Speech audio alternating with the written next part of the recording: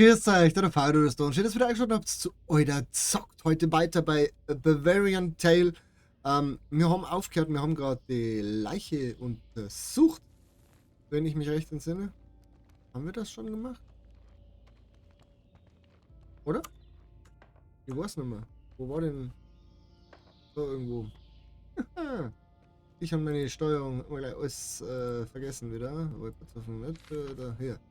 Ich sollte zum Arzt und zur toten Magd Temzi hat der Pfarrer eine Beziehung mit seiner Haushaltshilfe. Die ältere Dame hat etwas angedeutet, also mit dem Pfarrer reden und mit dem Arzt reden. Gut, dann schauen wir mal, dass wir jetzt zurückkommen, weil es wird dunkel. Nehmen wir eine Fackel um. Oh ne, das war das falsche Licht. Oh, was ist das? Okay. Wieder irgendwas Kunden. Inventar. Lampe, Laterne, Lampe an. Und go. Achso, ja. Der läuft ja von der Lore. Rein aus Gewohnheit, dass man die Schnelllauf-Taste drückt und dann.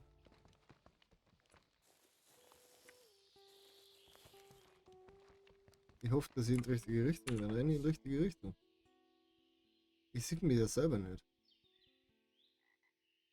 Aber ich glaube. Na, wir finden es gleich raus. Gehen wir zurück ins Wirtshaus. Machen ein Nickerchen. Und ich mir gewusst, dass es schon so dunkel war, als wir da losmarschiert sind. Aber okay. Was ist das? Mohnblume.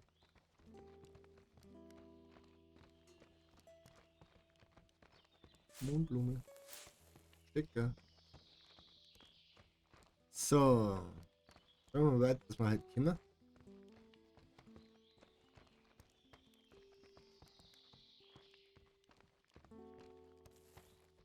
Ich weiß auch gar nicht, wie lange das so Lampen hält. So, jetzt rechts halten, wenn ich mich recht entsinne. Oh ja, früher war der rechts. Da, schau ich, da ist schon das erste Licht. Das ist der Tatort, glaube ich, irgendwo. Da jetzt, genau davon ist Zupfen. Da ist Leichen gefunden worden. Tatort.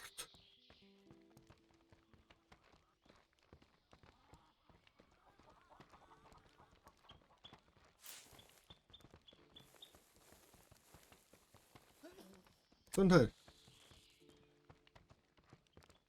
Ich weiß nimmer, wenn wir jetzt da reinkommen.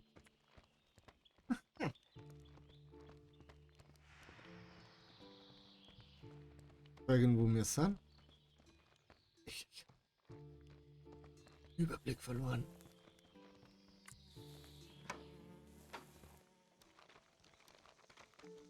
Aber die fucking. Ich habe keine Ahnung, wo ich hier langlaufe. Egal. Nochmal egal. Das schaut noch Gasthaus aus. Gut. Weg gefunden. Wir schlafen jetzt erstmal. Da schon wieder irgendein so besoffener Hame.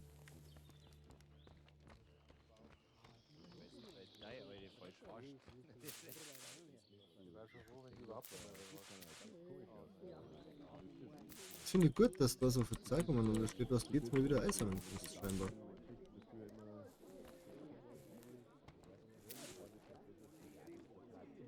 So, wir machen mit Lampen aus wieder. Ist egal, wir gehen einfach schlafen. Vielleicht ist dann die Lampen. Eintreten!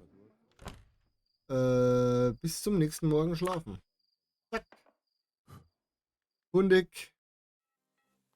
Mir war auch nicht bewusst, dass wir das regelmäßig machen müssen. So, Eingang zum Wirtshaus. Da ist der Schorsch. Oh, aber der Schorsch. Aber mit dem Schorsch müssen wir nicht reden. Wir reden jetzt erst einmal mit der Katina, mit der Zenzi. Also, bist du Zenzi? Hi. Du redest nicht mit uns. Okay. Wo ist der Pfarrer?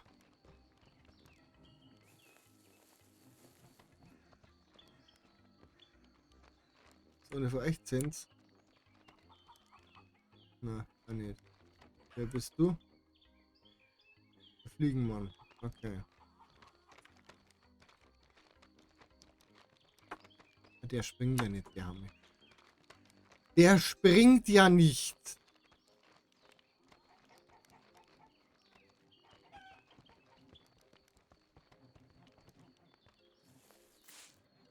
Nummer ja Lampen gefunden. Sehr schön. Kennen wir uns schon? Uninteressant. Da ist der Herr Doktor. Dann reden wir nochmal mit dem Herrn Doktor. Die müssen wir ja auch schmatzen. Harald Schweighöfer. Der Mann wirkt freundlich und offen. Guten Tag. Er schaut dich erwartungsvoll an. Herr Schweighöfer. Er sieht dich interessiert an. Können Sie mir genaueres über die Todesursache von Lenz Glas sagen? Können Sie mir etwas zu dem Suizid der Magd am Schormeierhof sagen? So fragen wir nach dem Suizid zuerst. Das war tragisch, aber leider heutzutage nicht mehr so selten. Die Leute geht's immer schlechter und keiner kümmert sich. Früher haben die Leute noch beieinander gestanden, heute steht jeder für sich allein. Dem stehen wir mir als Mediziner machtlos gegenüber. Da bräuchte man eine neue Wissenschaft, die sich mit solchen Phänomenen beschäftigt, die solche Phänomene ergründet. Wir wären erst gerufen, wenn es bereits zu spät ist. Ich konnte nur noch einen Tod feststellen. Danke. Und dann, was kannst du mir mal Lenz verzeihen? Also eigentlich darf ich das ja nicht. Sie wissen ja, die ärztliche Schweigepflicht. Hat der Schormeier das abgesegnet?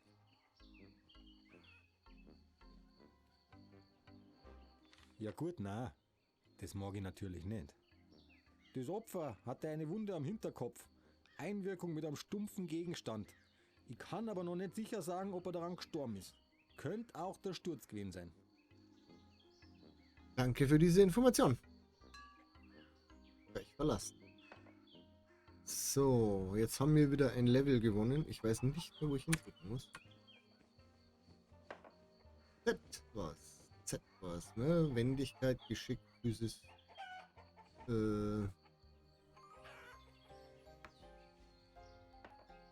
So, jetzt brauchen wir noch einen Pfarrer. Wie war's denn, wenn der Pfarrer bei der Kirche ist? Ansehen. Sophie Gütinger, 3.2.1811 bis 18.09.1852. Weggehen. Können wir da jetzt grob anschauen? Na, kann ich nicht. Aber das kann ich mir wieder anschauen. Walter Pfüstner, 1788 bis 1849. Weggehen. Das da drüben schaut so richtig frisch aus, gell? Darf man gar nicht hinschauen. Bist du der Pfarrer? Pfarrer Bayerle. Jetzt habe ich die. Der schlanke Mann auf dem Friedhof vor der Kirche atmet tief durch, als er dich sieht. Grüß Gott! Gott zum Gruße und willkommen in unserer beschaulichen Gemeinde. Was führt dich zu uns? Valentin Schmidt, mein Name. Physikalsberichterstatter in dieser Funktion auch hier. Es scheint mir jedoch, dies ist ein ungünstiger Moment für meinen Bericht. Da sprichst du wahre Worte, lieber Valentin. Konnichiwa. Es sind schwierige Zeiten, in denen du zu uns gestoßen bist. Eine furchtbare Tragödie hat sich ereignet und die Gemeinschaft muss zunächst wieder zu Frieden und Einigkeit zurückfinden. Aber kann ich dir irgendwie behilflich sein? Ich bin froh, dass Sie fragen, Herr Pfarrer. Der Pfarrer Bayerle hat einen gütigen, aber erwartungsvollen Blick. Sie haben von einer Tragödie gesprochen. Was ist denn vorgefallen? Das wissen wir schon, aber es ist ja egal. Wir werden es wahrscheinlich alles durchgehen, aber... Können Sie mir weiterhelfen? Ich bin auf der Suche nach dem Bürgermeister. Ich würde gerne etwas zu einem Bibelvers wissen. Vielleicht können Sie mir ja helfen. Kommt Ihnen dieses Briefkuvert bekannt vor, dürfte ich Sie etwas zu Ihrer Haushälterin fragen. Fangen wir bei der 1 an. Lieber Valentin, das ist eine gute Frage. Eigentlich war es ein Sonntag wie jeder andere. Wir haben eine schöne Messe gehalten und anschließend kommen die Leute hier gerne im Wirtshaus zusammen. Auch ich stoße meistens dazu und sitze mit den wichtigen Entscheidungsträgern des Ortes beisammen. Ein ganz normaler Sonntag eben. Bedauerlicherweise haben wir auch ein paar jüngere Mitglieder der Gemeinde, die im Wirtshaus oftmals auf ungebührliche Weise über die Stränge schlagen. Ungebührlich, sage ich dir. Leider war es so auch an besagtem Sonntag. Diese Unruhestifter saßen etwa 2 Tische von uns entfernt und wurden immer lauter. Lauter und lauter, bis man sein eigenes Wort kaum mehr hören konnte. Der eine oder andere von denen hatte da gewiss schon zu tief ins Glas geschaut. Nun ja, Hopfen und Malz, Gott erhalt's. Und so sah ich mich einer großen Verantwortung gegenüber, nämlich der Verantwortung, als Vorsteher der geistlichen Gemeinde den Frieden im Ort zu wahren. Dazu gehört selbstredend auch der Frieden im Wirtshaus. Ganz besonders im Wirtshaus. Nach all dem Krieg brauchen wir wieder Frieden. Meine wohlgemeinten, aber mahnenden Worte wurden jedoch nur mit Hohn und Spott quittiert. Uneinsichtige Ablehnung. Flegelhaftes Benehmen. Anders kann man das bei Gott nicht nennen. Flegelhaft. Unser lieber Schorsch hat diese Gottlosigkeit in seinem Herzen nicht ertragen können. Der junge Mann war so mit Mut beseelt in dem Versuch, mich und die Kirche gegen diese Flegelhaftigkeit zu verteidigen. Es war eine wahre Wonne, ihm in seine leuchtenden Augen zu schauen. Natürlich habe ich Mal komm ihn zum wieder Ende. beruhigen wollen. Vergebe auch den Schuldigen, sagte ja bereits unser Herr, Jesus Christus. Und dann ging alles ganz schnell. Mit einmal stand der Schorsch am Tisch der Halunken und hat sie zur Rechenschaft gezogen. Die Grobheit, mit der diese Flegel ihm begegnet sind, ist kaum in Worte zu fassen. Boah. Grobheit, sag ich dir, lieber Valentin. Auf diese Barbarei haben wir uns freilich nicht eingelassen. So haben wir unsere Schulden bei der guten Frau Gschwendner beglichen und sind unserer Wege gegangen. Gott sieht alle Sünden. Ich habe noch in dieser Nacht für diese Flegel gebetet, dass der Herr Gott ihnen ihre Unverschämtheiten vergibt. Unverschämtheiten. Wow. Der braucht ganz schön lang. Das ist sehr großzügig von Ihnen, Herr Pfarrer. Vielen Dank für die Auskunft. Selbstverständlich. Lass mich jederzeit wissen, wenn ich dir helfen kann, lieber Valentin. So, ich glaube, jetzt muss ich erstmal ein Pfeiferl rauchen. Wow.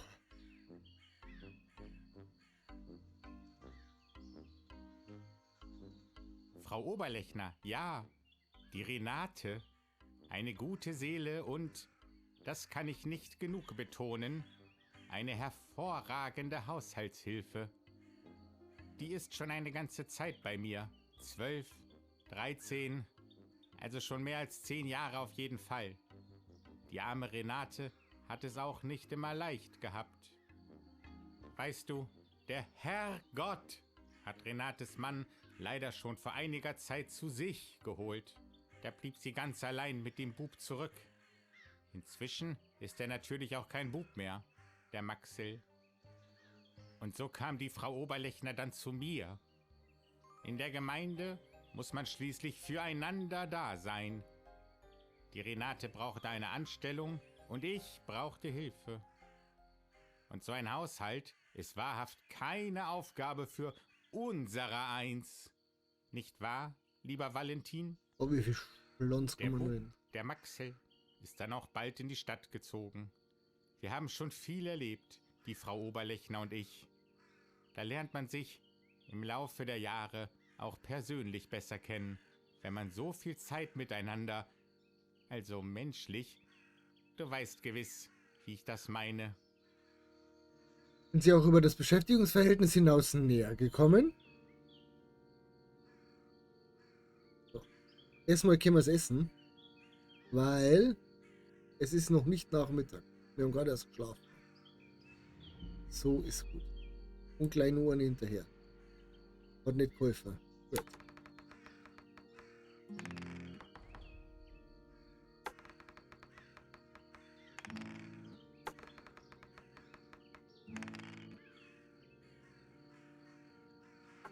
Und kann ich mehr essen. Ihr leckt mich doch am Arsch! Was möchtest du mir denn hier unterstellen? Die Renate? Also die Frau Oberlechner und ich? Ja, um Himmels Willen. Der Herrgott hat für so etwas kein Verständnis. Ich bin ein Mann Gottes. Dort liegt meine Loyalität. Ich bin vor vielen Jahren einen Bund eingegangen. Den mit Gott und meiner Gemeinde. Und diesen Bund ehre ich jeden Tag. Ich kann mir schon vorstellen, wie du auf so einen Schmarrn kommst.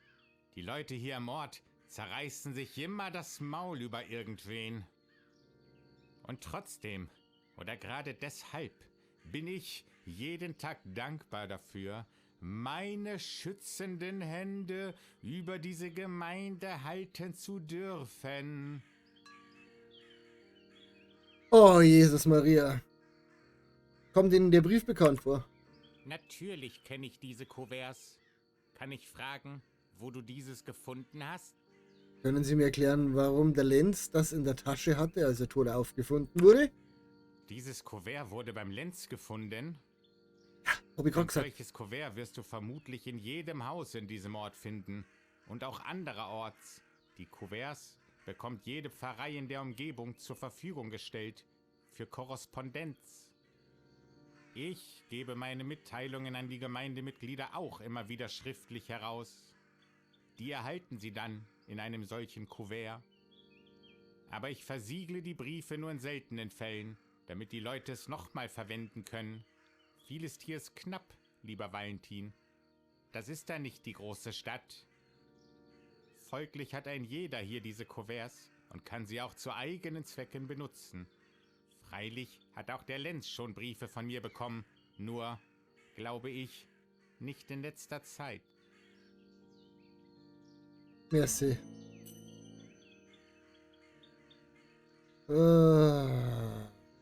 Probieren wir es mit dem Bibelvers, da wird es jetzt aus. Ein Bibelvers? Aha! Ja. Ich möchte doch schwer annehmen, dass ich dir damit behilflich sein kann, lieber Valentin.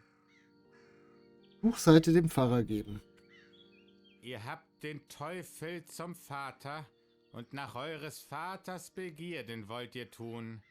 Der ist ein Mörder von Anfang an und steht nicht in der Wahrheit, denn die Wahrheit ist nicht in ihm. Wenn er die Lüge redet, so redet er aus dem eigenen, denn er ist ein Lügner und der Vater der Lüge. Das ist Johannes 8 aus dem Evangelium nach Johannes. Den Abschnitt kenne ich, ja. Ich habe ihn schon unzählige Male gelesen, lieber Valentin. Aber diese spezielle Seite kommt mir nicht bekannt vor. Diese Seite kann wirklich aus fast jeder Bibel gerissen sein.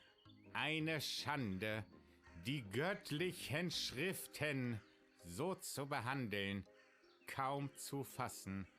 Wahrlich eine Schande. Alter, ich schlaf ein wegen dir. Der redet ja. Boah. Oh Gott, und ich frage jetzt noch weiter. Ich möchte natürlich keine Gemeindemitglieder anschwärzen.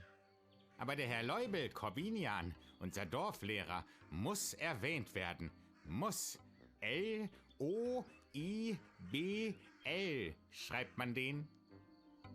Der ist da gesessen, mit dem Schweighöfer, dem Lenz vom Schormeierhof und dem Hans Girgel beisammen. Da saßen diese Unruhestifter und haben ihre Unverschämtheiten von sich gegeben. Also, früher hätte es sowas nicht gegeben. Früher haben auch die jungen Leute noch Respekt gehabt vor der Würde der Kirche und des Amtes.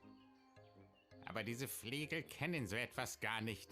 Respekt und Anstand. Unverschämtes Pack. Aber auch diese Leute werde ich natürlich in meine Gebete schließen und den Herrn um Vergebung für deren Sünden bitten. Natürlich. Und wer ist bei diesem Konflikt auf ihrer Seite? Auf meiner Seite? Du meinst auf der Seite der Gemeinde? Also der Rechtschaffenden? Der Allgemeinheit? Die Frage sollte doch eher sein, wer ist das nicht? Du meinst gewiss, wer an besagtem Abend mit mir an einem Tisch saß. Das weiß ich nicht mehr ganz genau.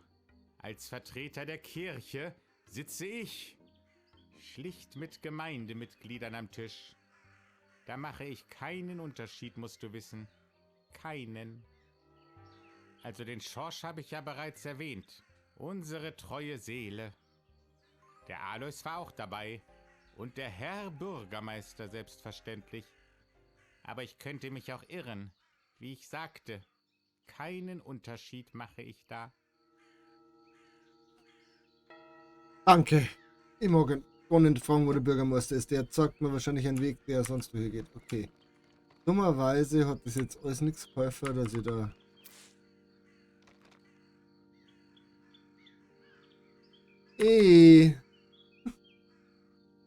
Erna Fistner. 74 bis 11.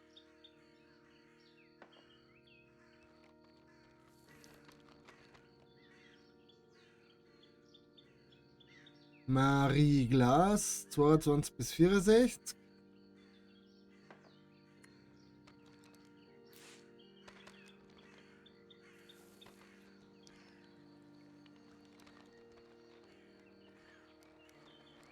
Und mal hinten im Kirchraum, wer weiß, was da hinten so ist.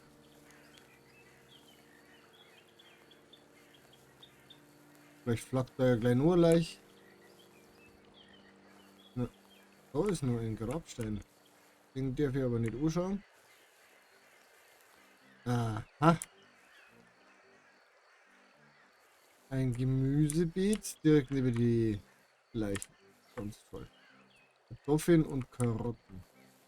Tomaten. Wer flackt da? Karl Oberleitner. 1800 bis 1858. Ist ja nicht alt geworden.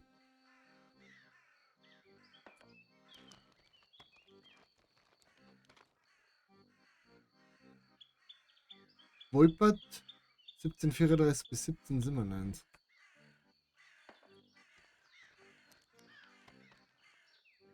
Haben wir schon geschaut. Gesundheit. Am Arsch. Sind Georg Karl 1814 bis 1815. Oh ja, alt. Oha. Der ist nicht alt geworden. So. Tragisch. Tragisch, wenn Kinder sterben. Katharina Pfistner, 34 bis 61, geliebte Ehefrau und Tochter.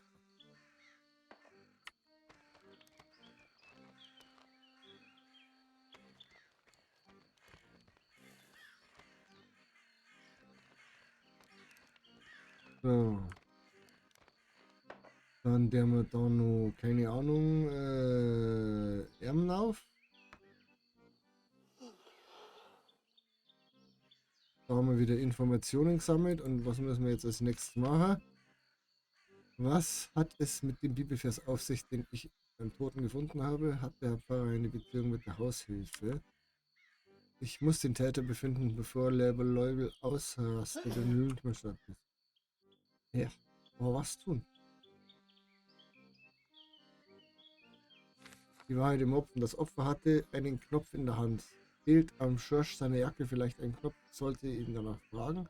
Wohin war Schorsch noch nachts unterwegs? Den Schorsch finden wir beim Wirtshaus, das weiß ich. Dann gehen wir jetzt noch zum Schorsch.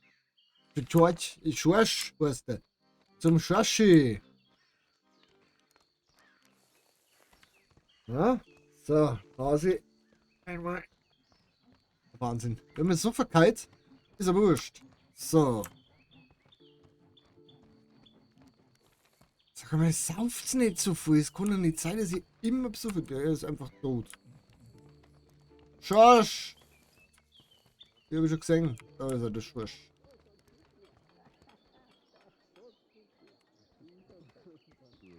So.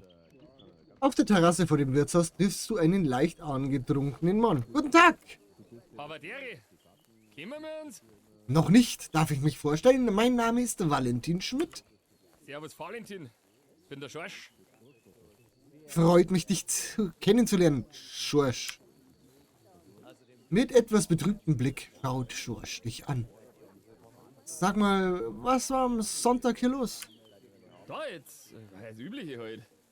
Ein bisschen was getrunken haben wir, geratscht haben wir, das Übliche halt. Vielleicht hat es auch ein bisschen einen Streit gegeben. Das passiert schon mal. Man wird ja nur seine Meinung sagen dürfen. Was willst denn du überhaupt? Machst du mir jetzt auf die Nerven gehen mit deiner blöden Fragerei? Das brauche ich jetzt wirklich nicht.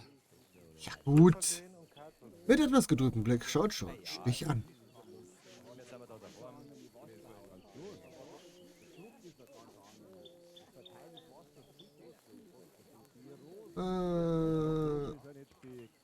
Geprügelt. So war es gewesen nicht. Wir haben halt was zum Klären gehabt. Das passiert schon mal, das gehört dazu. Pack schlägt sich, Pack verdreckt sich, das sagt man doch so. Ich würde dir gerne noch ein paar Fragen stellen, wenn ich darf. Mein Lieber, jetzt gehst du mal auf den Senkel mit der blöden Fragerei. Bist du von der Presse oder was bist du überhaupt für einer? Ja, wurscht, jetzt lass mich einfach mal in Ruhe. So komme ich einfach nicht weiter. Schau mal, Schorsch, kennst du diesen Knopf? Mit Namen oder was? Ja, was willst du denn mit dem blöden Knopf? Soll der den jetzt ohne an oder was? Schau dir aus wie ein Weiberleid. Kann es sein, dass du diesen Knopf verloren hast? Darf ich vielleicht einen Blick auf deine Jacke werfen? Pass mal auf, Schorsch. Das ist ganz einfach. Du zeigst mir deine Jacke und dann reden wir weiter.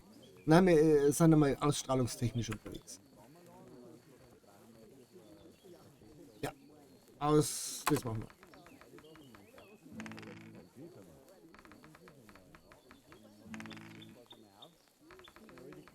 Gute Chancen. Ganz gute Chancen. Können wir schon nicht mehr verlieren. Ja, ist ja gut. Aber meinen Janker habe ich ja nicht dabei. War so warm vorher, den Knopf kannst du wegen mir abhalten. Das heißt? Was heißt das? Okay. Kann es sein, dass du in der Nacht vom Tatort gesehen wurdest? Kannst du mir das erklären? Na, da werde ich schon was zum Tor gehabt haben. Das ist ja nicht verboten. Oder ist so ein Handelaufer jetzt auch schon verboten, hä? Ist das etwa? Nein, verboten ist das natürlich nicht. Kannst du mir denn sagen, was du da gemacht hast? Besaufen uns gleich wieder, ich sehe schon.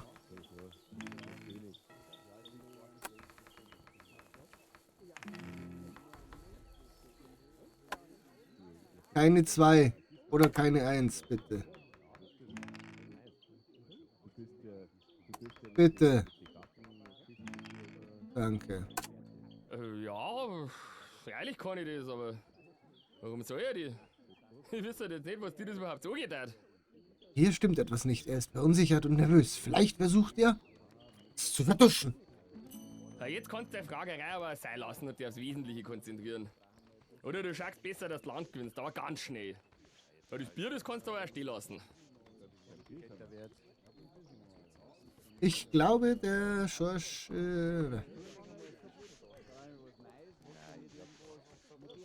Was? Wo? Wer meinst du denn das jetzt?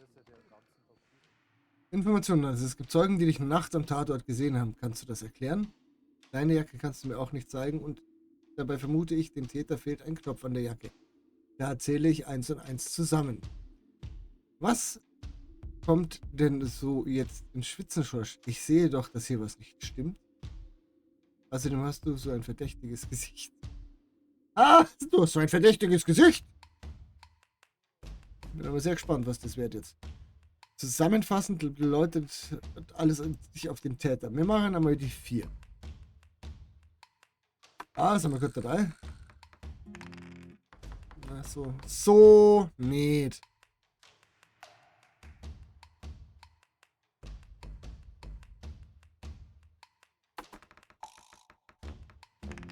Ach. Jetzt sind wir gleich wieder randvoll.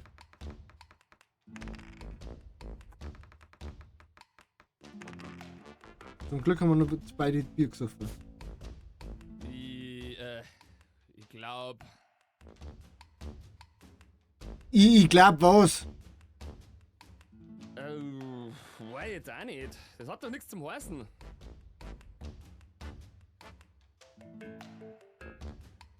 Kleine Schweißperlen besiedeln sich auf seiner Stirn.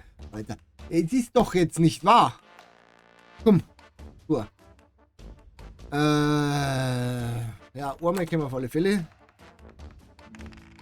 Nochmal können wir auf alle Fälle.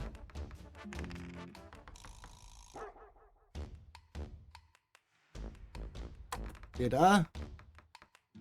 Wir sind gleich Subsuffer. Brauchen wir nur. Gut. Du siehst den Schloss Augen Unsicherheit aufblitzen. Weiter. Du kannst mir überhaupt nix. Das daran, du lässt mir jetzt mal Ruhe und schleißt die Druck in den Start. Außerdem hast du so ein verdächtiges Gesicht. Was ist denn das für ein blöder Spruch?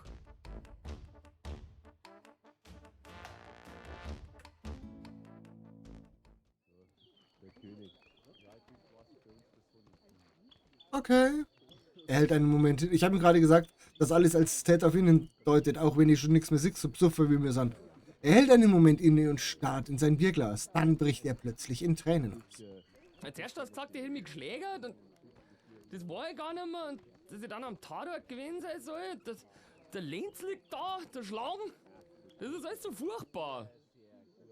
Ich weiß nur mehr, dass ich dahergekommen bin. War ja Sonntag, da treffen sie alle in der Wirtschaft. Was nachher war, ich weiß einfach nicht mehr. Ich versuche mich zu erinnern, aber da ist einfach nichts. Mein Janker finde ich auch nicht mehr. Ich weiß nicht, wo der ist. Bei der Katte ist er nicht liegen geblieben. Ich weiß einfach nichts mehr. Gar nichts. Bitte, Valentin, sag mir, was du weißt. Was habe ich gemacht?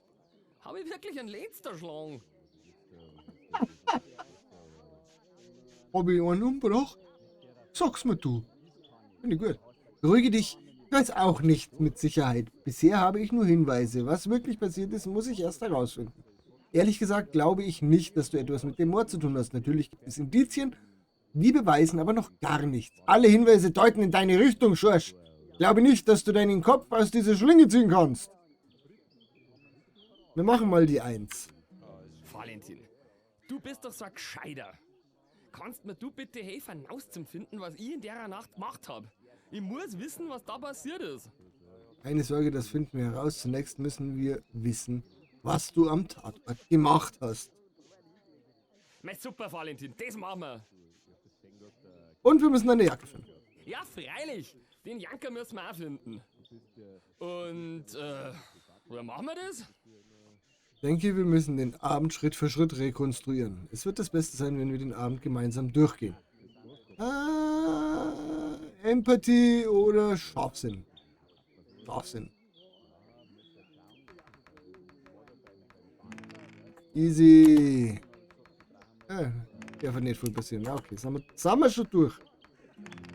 Das ist wurscht. So. Ah, du meinst, wenn wir beide genauso voll sind, wie ich an dem Abend war, dann fällt's mir schon wieder ein? Das nenne ich einen Plan. Das habe ich nicht Das gesagt. sag mir, wenn's losgehen kann. Für sowas bin ich allweit zum haben. Das würde ich machen. Mit etwas Geduld. Dann finden wir mal... Ach, es geht los. Wir besaufen uns jetzt. Valentin, das ist alles für einen guten Zweck. Sauf einer in den bläden Schädel. Anstoßen. Und dann hat er zu ihm gesagt, was schaust du nicht so blöd? Verstehst? Schaust so blöd, weil er ihm doch das eine Auge mit der Mistgabe. Verstehst? Anstoßen. Ein Prosit auf unseren König Ludwig II. Lang lebe der Kini. Prost, Valentin. 1. Im Krieg gegen die Sabreisen der Kugel abgekriegt. Bloß ein Streifschuss, halb so gut. Mit einer die verfluchten Zundennadel gewährt. Die haben gleich 3-mal zurückgeschossen, wo wir mir noch am Nachlang gewesen haben. Verreckte Sabreisen, das sagst du. Anstoßen. So schnell. Das ist eine Geschwindigkeit, Valentin. Das ist doch keiner gewohnt. Ich sagte, das ist alles unnatürlich. Ob der Herrgott das will, dass Menschen mit so einer Eisenbahn fahren? Ich glaub's ja nicht. Anstoßen! Ach, dem Himmel. Das ist schon was anderes, so ein Krieg. Das wünscht man auch seinem ärgsten Feind nicht. So lang Das sitzen wir nichts da. Menschliches, ne? Da muss man das Menschsein ablegen. Und das sage ich dir, Valentin. Das Menschsein, das kriegst du nicht mehr zurück. Anstoßen. Ja, jetzt weiß ich. Ich hab gewissen was zum Trinken mitgenommen in der Nacht. Die Flaschen müssen umeinander liegen irgendwo. Die müssen wir finden. Ha? Ach fuck, jetzt habe ich wieder was übersprungen. Scheiße. Folge den Spuren der Flaschen. Ja, dann Lampe an. So, einen weiteren Punkt. Zur Wendigkeit.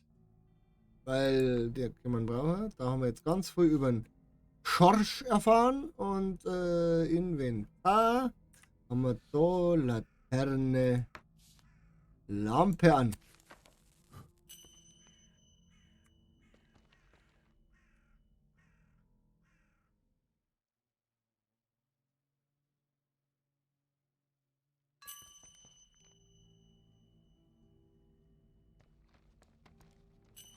Was, wir gehen schon wieder letzte Schorsch. Ja, Schorsch. Ah gut, zack. Wir kannten es nur mal mit dem. Hinten ist ein Licht. Was ist das? Flasche. Eieiei. Noch mehr Flasche. Stecken. Da hinten leuchtet wieder irgendwas.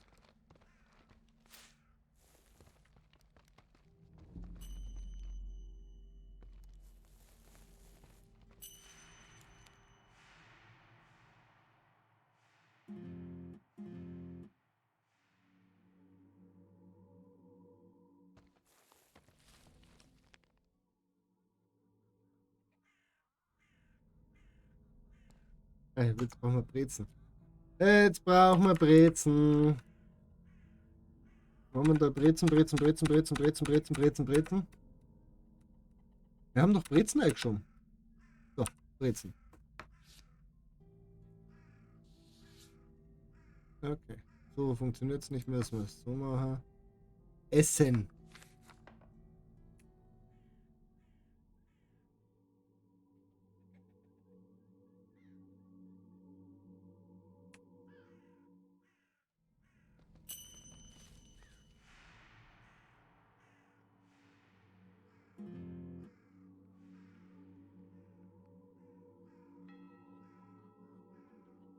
Das ist voll doof.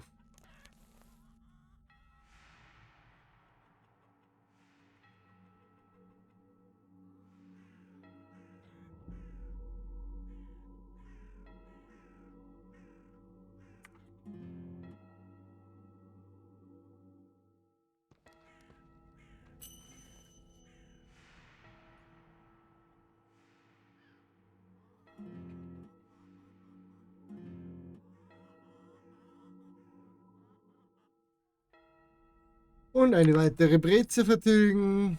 Nützliches. Nützliches? Breze.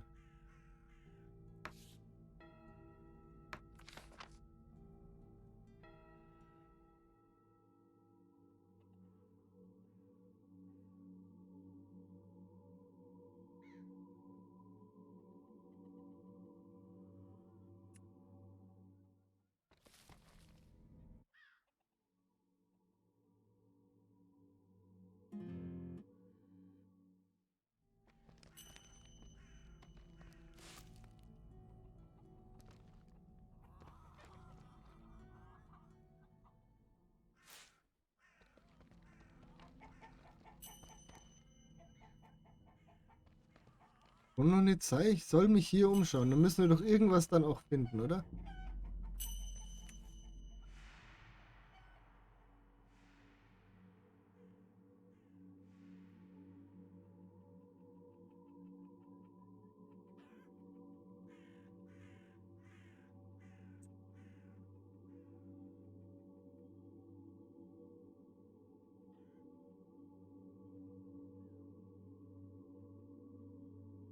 Ich wüsste nicht, was wir uns hier anschauen können. Ich raff's halt mal wieder nicht. Wir gehen jetzt dahinter.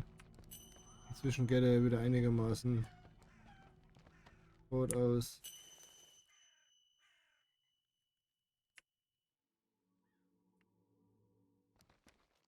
Jetzt sind wir wieder am Tatort.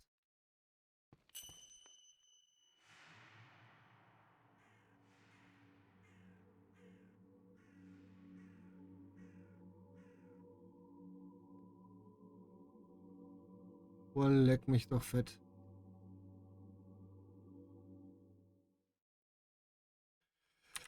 Mehr Breze. Nützlich. Breze. Essen.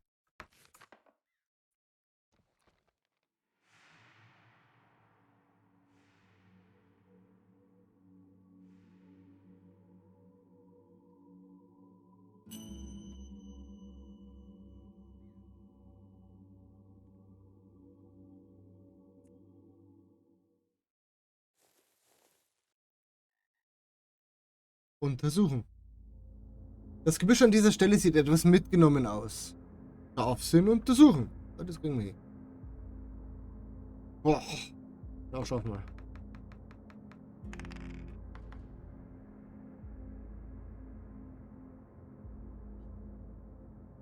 Nummer, was kriegen wir da denn drauf? 3 dann. Okay, für den Fall der Fälle gehen wir da nochmal. Schaffen wir immer nochmal. Ja, wunderbar. Brauchen wir nichts saufen. Gutes. Es sind etliche Zweige abgebrochen. Kann es sein, dass jemand in diesem Gebüsch jemand versteckt hat, um Lenz aufzulauern?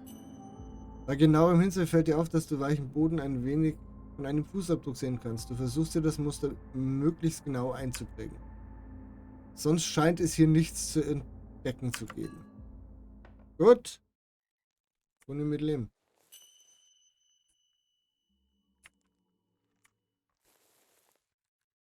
Ich möchte aber gerne noch mit zurück. Ich bin fest davon überzeugt, dass wir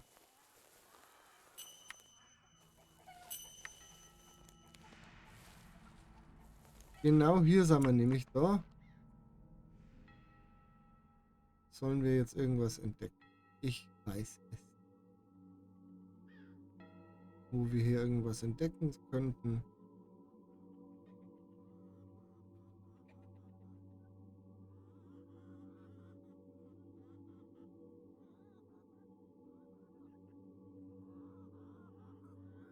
Ich weiß es echt nicht. So vielleicht. Na, nicht. Pickel, Flaschen.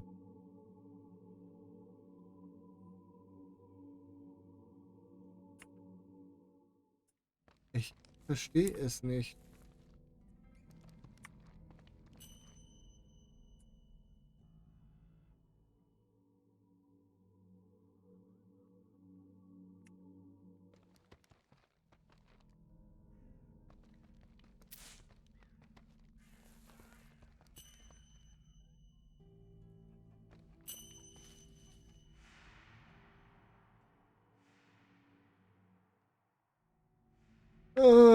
Einen Brezenverschleiß halt. Das ist nicht Bier. Breze.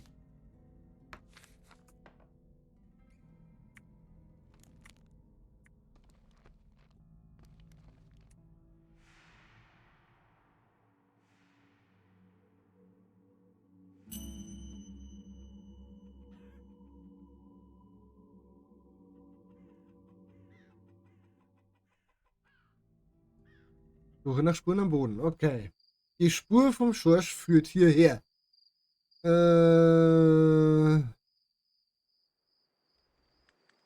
Auch Scharfsinn. Okay. Geleck mir doch die Nussen.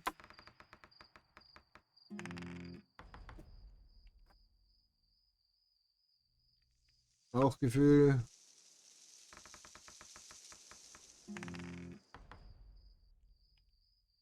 Es ist doch Absicht, dass wir uns da hochpushen müssen ohne Ende.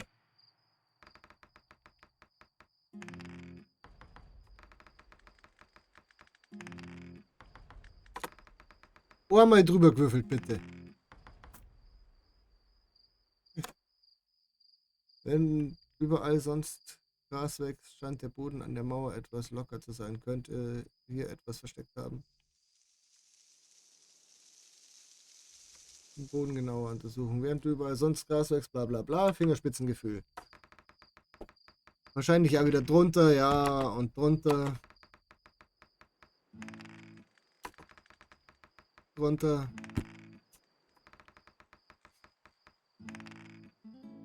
Ich glaub's ja nicht. Noch vor dem ersten Geruch zu graben, machst du einen beißender Geruch breit. Es stinkt nach Urin. Ja, natürlich. Sicht geschützt in der Nähe vom Wirtshaus. Das hier ist der Pinkelplatz. Physis. Trotzdem weitermachen. Ja, wir machen trotzdem weiter.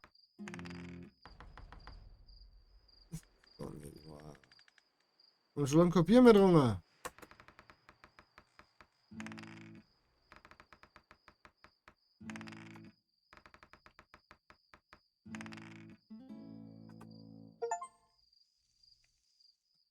Unangenehme Prognose, du stinkst. Auch nach ausgiebigem Graben findest du hier aufgeweichte, säuerliche riechende Erde. Aber was ist das? Oh, ein Stein. Nur ein Stein. Aber ein sehr schöner Stein. Immerhin etwas. Scheinbar hat der Schorsch sich hier nachts nur erleichtern wollen. Hoffentlich geht der Geruch bald wieder weg. Die Spur vom Schorsch führt hier weiter. So.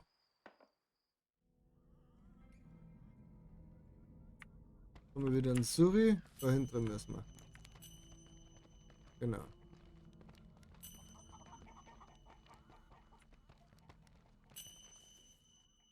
Das ist der Tatort.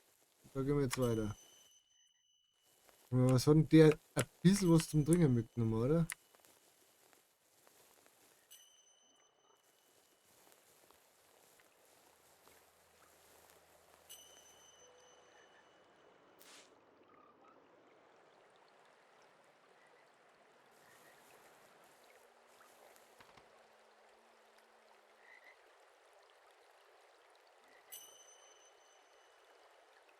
Und das im Psuffern im Zustand.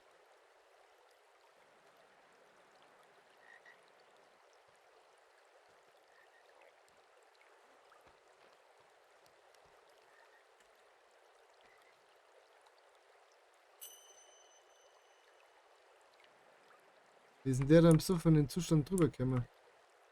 Kann er mir da runterfallen?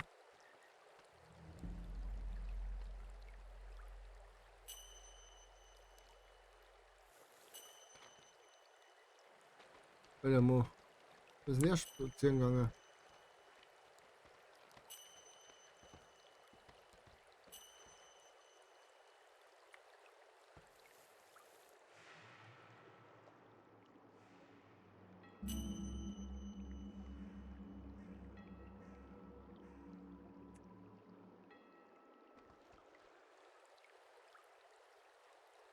Die Spur vom Schorsch führt definitiv zu diesem alten Schuppen. Ich genauer umsehen. Physis. Ja, es ist wurscht. Und wenn, dann saufen wir halt wieder was. Es ist.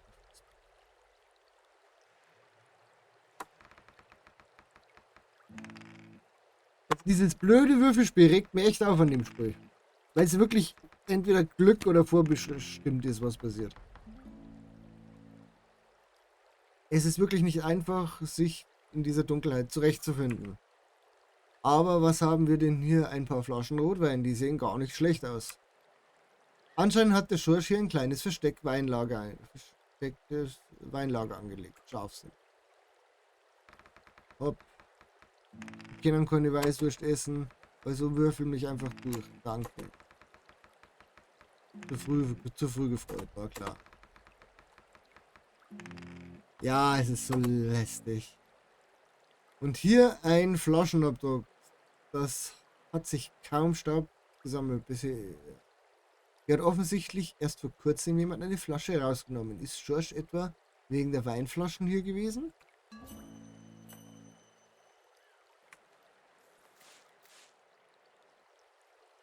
Schauen wir nochmal wegen der Laterne hier. Die ist leer, deswegen. Aber wir haben ja noch mehr Laternen. Lampenöl. Nein, nicht wegwerfen. In die Laterne hineinpacken.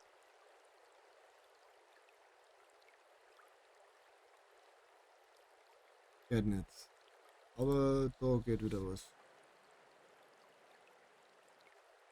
Ausstrahlung nach oben.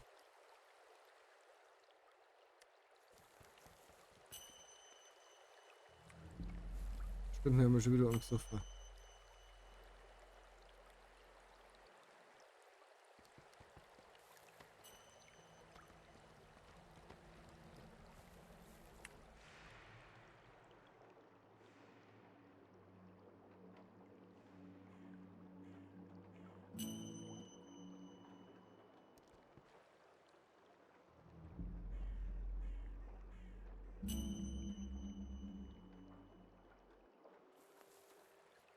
Blumen.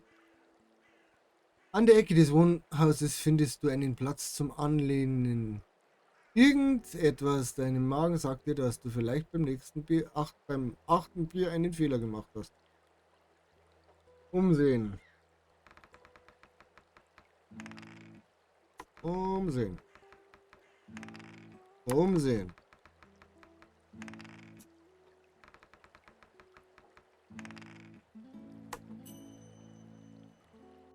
Hier wachsen etliche bunte Blumen. Erst vor kurzem müssen einige davon abgerissen worden sein. War das etwa der Schorsch, der alte Lümmel? Eine gute Frage. Wir haben doch da was gefunden vorher. Das hat Flaschen bloß.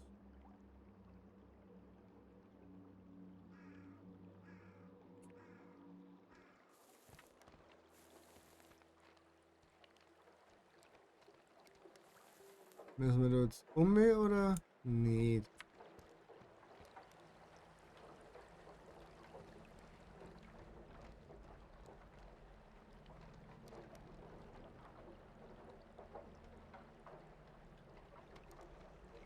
Seh nicht.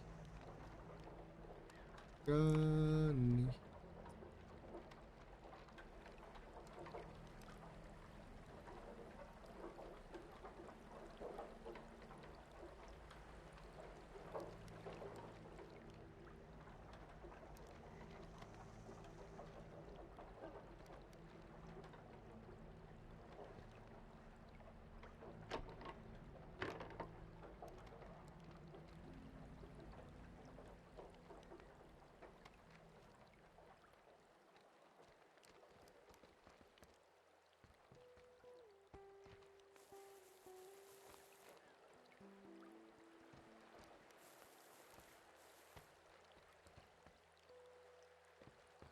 Hm.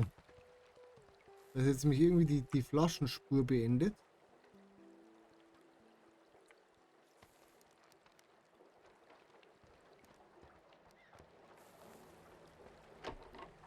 Da ist abgesperrt, okay. Aber das heißt ja nicht, dass wir da nicht hinkommen, wie wir gerade schon festgestellt haben. Wir können nicht da runterfallen.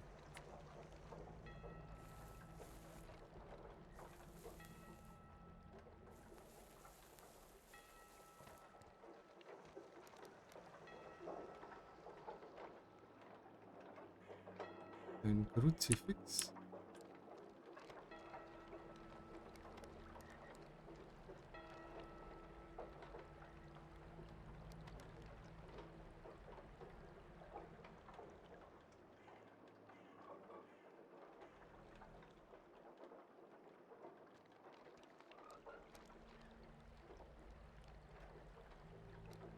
Wie komme ich da jetzt wieder zurück?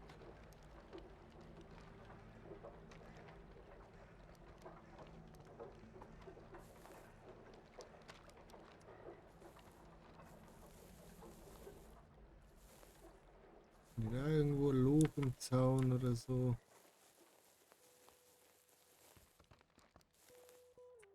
Kann die Sonne vielleicht ein bisschen schneller aufgehen, damit ich was sehe? Warum kann der Hans Wursch nicht hüpfen?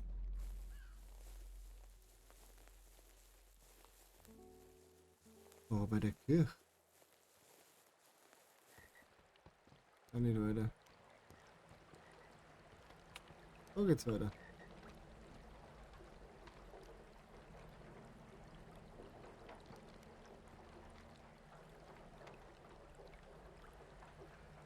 Oh.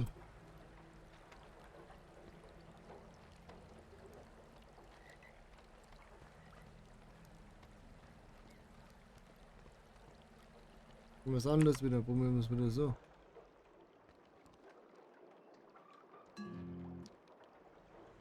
Sollte seine Breze essen. Ja, wunderbar. Wir essen mal wieder eine Breze. Ja, bin doch schon dabei. Da gibt es doch bestimmt einen einfachen Weg. Bin aber gespannt, ob ich den rausfinde irgendwann.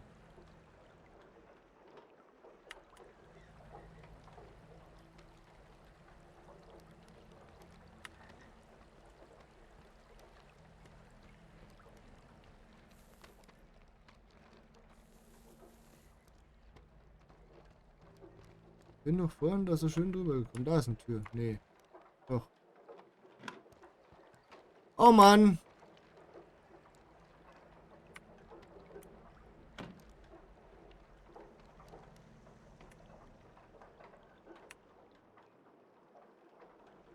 Die leckt mich doch fett.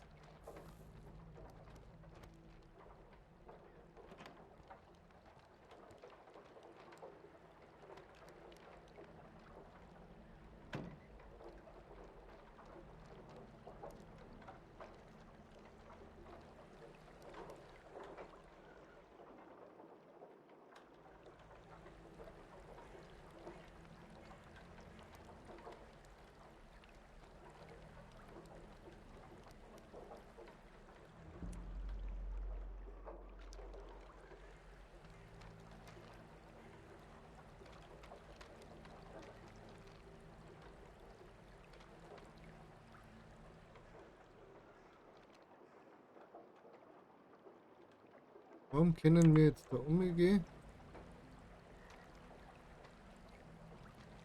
Und wenn da überhaupt nichts zum Tor ist.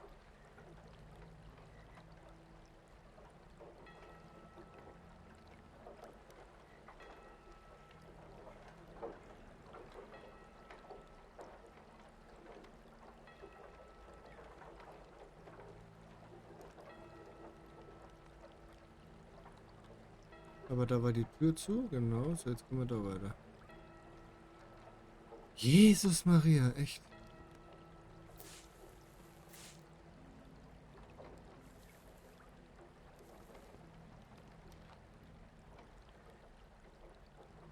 Eine Kiste, Schloss knacken. Keine Ahnung.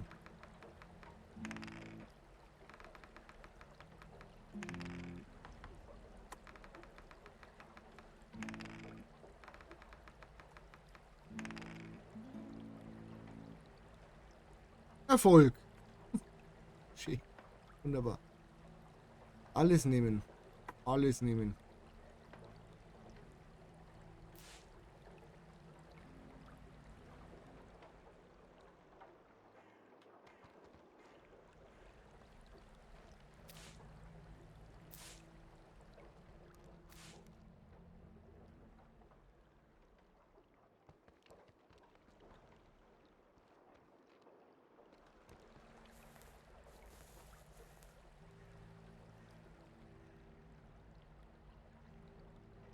Das ist wieder irgendwann von dem anderen, seinem Schmarrn da, oder?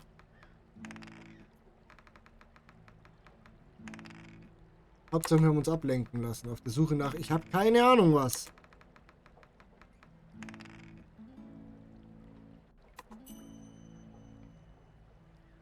Der Säbel ist zwar der Säbel, aber er ist nie das Recht. Ferdinand Lassalle.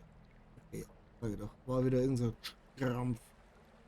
Man braucht dort. So.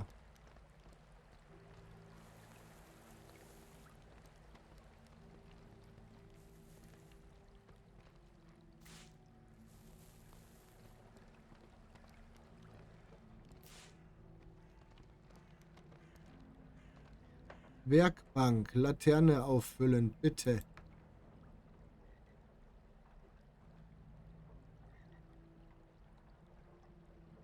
Ich habe keine leere Laterne.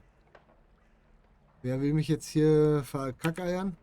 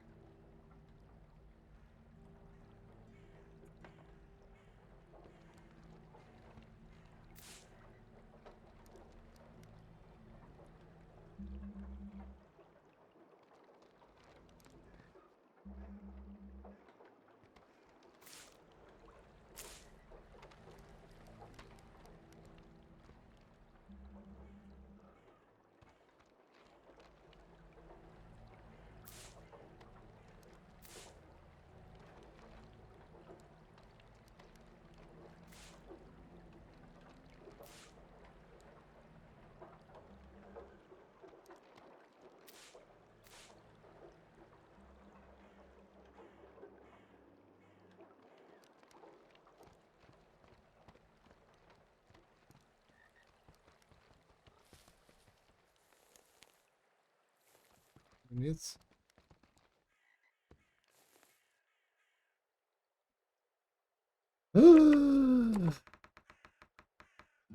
Ich habe keine Ahnung, was wir hier gerade treiben. Ich habe keine Ahnung.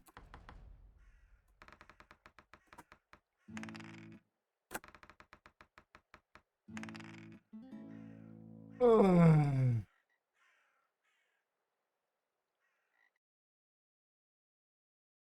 Was ist jetzt passiert? Egal. So. Offen. Erfolg. Alles nehmen.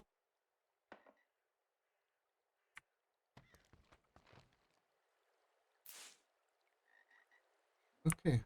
Ich habe aber die Flaschenspur verloren.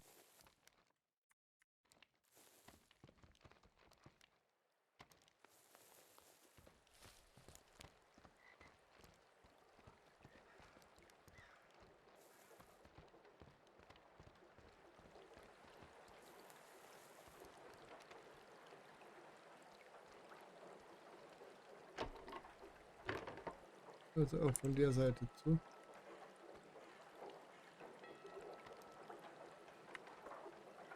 Da geht's aber nicht mehr zurück.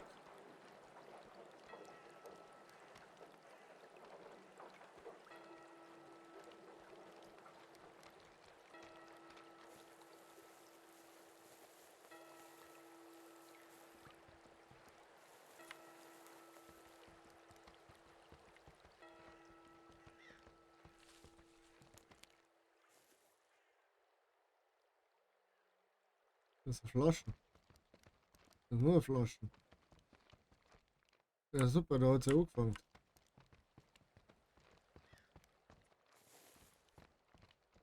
Da hat sie einfach angefangen. Das heißt, wir haben jetzt was gemacht diese ganze Nacht hier.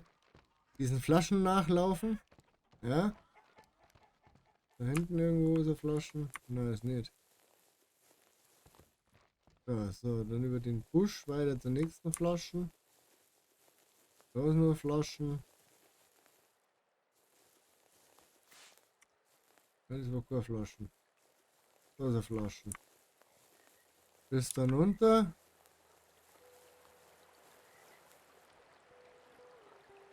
Dann ist er da, sind wir da um.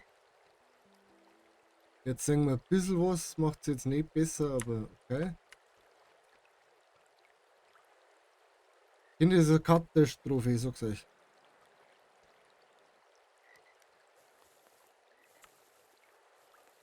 Dann sind wir da um. Da entlang. So, einer.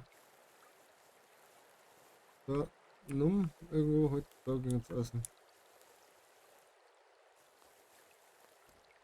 Da ging es so, daher.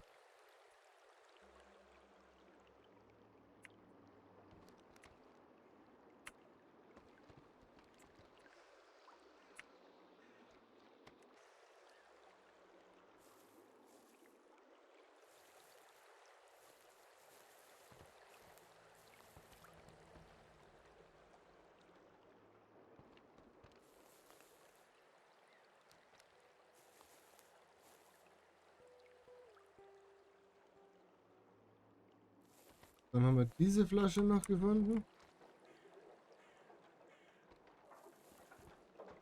Und dann war es vorbei mit Flaschen.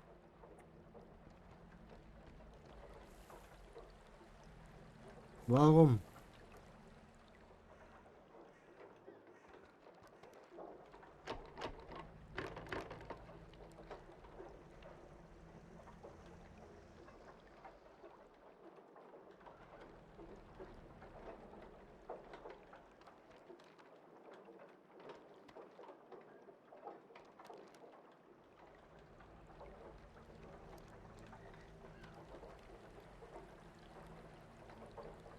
Liebe Kinder, liebe Freunde, ich weiß es nicht, ich muss mir da Gedanken machen. Wir werden da genau hier das nächste Mal weiterspulen. Also dem mal einfach die Augen weh. So, deswegen speichern. Ja. Und daher. Sollte euch das Video gefallen haben, dann einen Daumen nicht vergessen, ein kostenloses Abo und die Glocke aktivieren. um kein weiteres Video mehr zu verpassen. Und wir können ja in den Kommentaren ausdiskutieren, wo es wir jetzt zum Tor haben, weil ich Neues nicht. Ich stehe auf dem Schlauch.